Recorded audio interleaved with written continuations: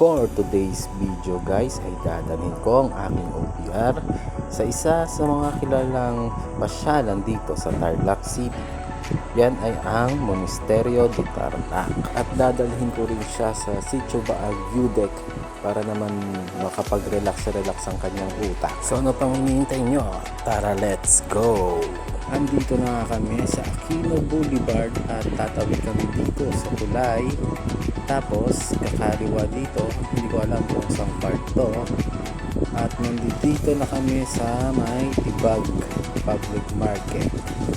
Bale medyo maganda-ganda na yung daan at maluwang-luwang na, kaya medyo bibirang na tayo ng takbo.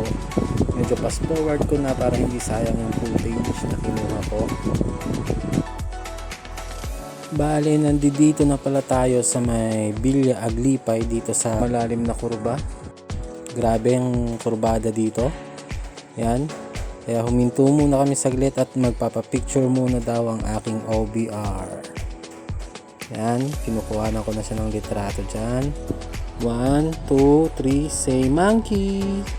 Bale, yun na nga. Pagkatapos namin kumuha ng litrato ay dire-diretso na naman kami sa aming biyahe at nandito kami sa bypass yata to.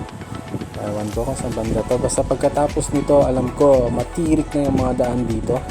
At eto na nga, magsisimula na ang aming ahunan. Pero kayang-kaya yan ng ating Honda Click, no?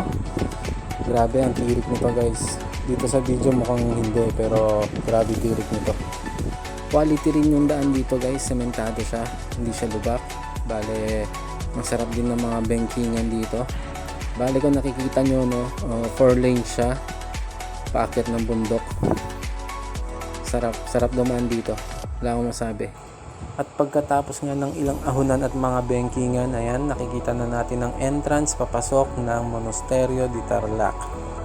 Bali may entrance fee pala dito na 20 pesos guys para sa motor. So bali yan, magpa-park na lang tayo dito. Tapos aakyat na lang tayo dun sa hagdan, paakyat. Bali follow kayo guys sa akin para dun sa part 2 nitong video na to. Ride naman papuntang Sitio Baag. Bali papakita ko na lang dito yung mga footage na nakuha na namin, mga pictures namin.